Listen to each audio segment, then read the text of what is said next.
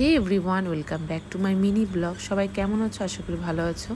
তো এটা পয়লা বৈশাখের ঠিক পরের দিনের ভিডিও। পয়লা বৈশাখে তো কোনো ভিডিও ছবি পোস্ট করতে পারিনি, তোমরা দেখতেও পাওনি, কারণ আমি সেদিন কোনো ভিডিও ছবি কিচ্ছু করিনি, কারণ আমার মন মেজাজ একদম ভালো না, মায়ের শরীরটা ভালো যাচ্ছে না, সেটা নিয়ে খুব আপসেট। তো তোমরা সবাই আমার হয়ে ঠাকুরের কাছে প্রে করে দিও যেন মা তাড়াতাড়ি সুস্থ হয়ে যায়। তো এটাই টেনশনে আছি এখনও আমি শ্বশুরবাড়িতে। এটা ঠিক পয়লা বৈশাখের পরের দিনের ভিডিও। মামি শাশুড়িরা আসার কথা, তাই সকাল থেকেই প্রিপারেশান চলছে, রান্নার দায়িত্বে আমি ছিলাম। তো তারপরে শাশুড়ি মা ঘোল করছিল, সেই ঘোলটাই আমি খাচ্ছিলাম। তো তারপরে তোমাদের একটা সারপ্রাইজ আমি দেখাচ্ছি, যেটা সবার ভাগ্যে হয় না, কিন্তু আমার ভাগ্যে হয়েছে। তো আমি খুব লাকি।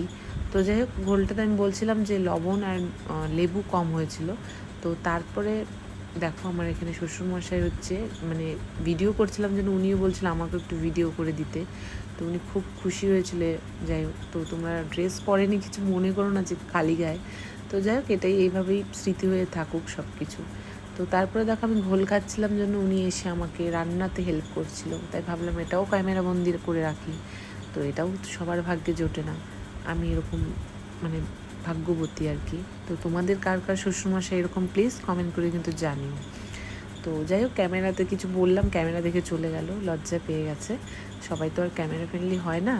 তো আমিও ছিলাম না, এখন আস্তে আস্তে হচ্ছি, চেষ্টা করছি, যেহেতু কাজ করতে হয়।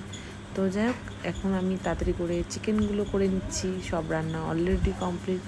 তো ঠিক আছে, আমার ভিডিও কেমন লাগলো অবশ্যই কিন্তু তোমরা কমেন্ট করে জানিও। সবাই আমার পাশে থেকো, সাপোর্ট করো, লাইক কমেন্ট শেয়ার করে দিও। ভালো থেকো, টাটা।